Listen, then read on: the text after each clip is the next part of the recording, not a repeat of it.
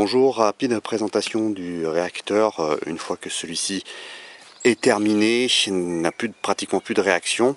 Ça fait à peu près 3-4 mois qu'il ne produisait plus de chaleur, enfin en tout cas les sondes indiquaient qu'il ne produisait plus de chaleur.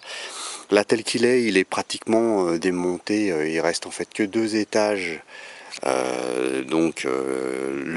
L'avant-dernier à Florent, et il reste 4 étages en fait de copeaux de bois dans les sacs, en sachant qu'il en comportait plus de 10. Voilà, donc il est en grosse partie démonté, et la surprise, c'est ce qu'on va découvrir en fait à l'intérieur. Voilà. Donc ça se voit pas très bien avec la lumière rasante, mais la grosse surprise vient du fait que la matière n'est pas du tout homogène, c'est-à-dire qu'en fait que le réacteur n'a pas du tout travaillé de la même manière en son centre qu'à l'extérieur.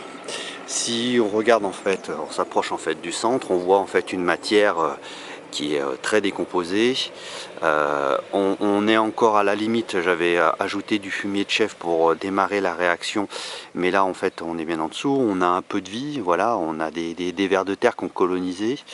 Voilà. Et si on se déplace en fait de quelques centimètres, bon là on est pratiquement le long des sacs à pommes de terre, et là on voit qu'en fait que la matière ne s'est pas dégradée.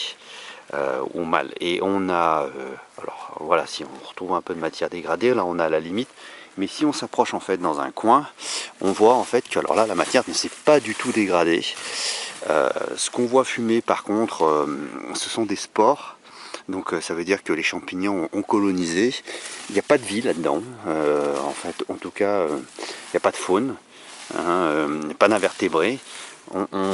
J'ai trouvé pas mal de cétoines à la limite en fait entre la couche sèche et la partie plus humide.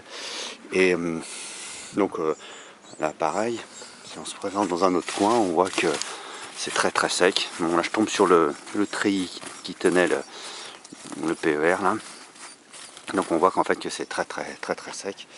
Et puis si on va dans l'autre coin, on va voir à peu près la même chose. Voilà.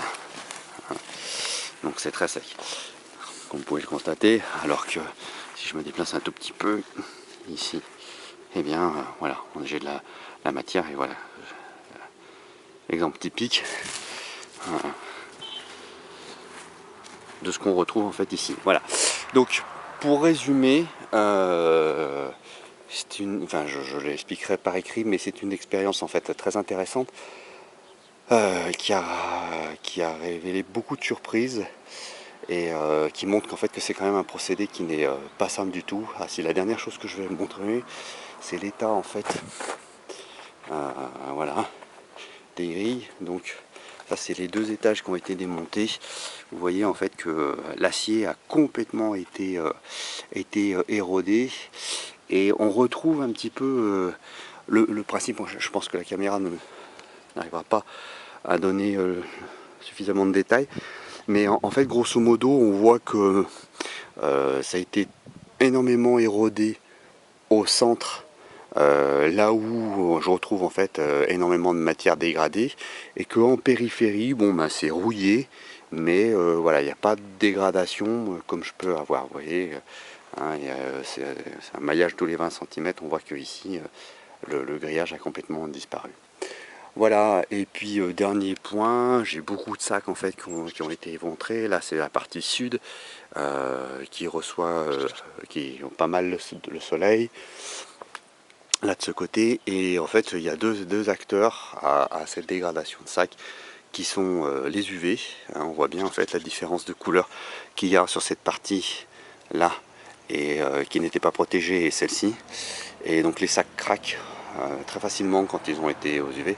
Et puis deuxièmement, ça a été un très gros préjudice aussi, ce sont les poules, hein, qui voyant de la vie à l'intérieur ont adoré gratter, et il a fallu que je les parque là. Donc si vous faites un réacteur, n'y associez pas les poules, parce qu'elles vont vous massacrer en fait votre installation.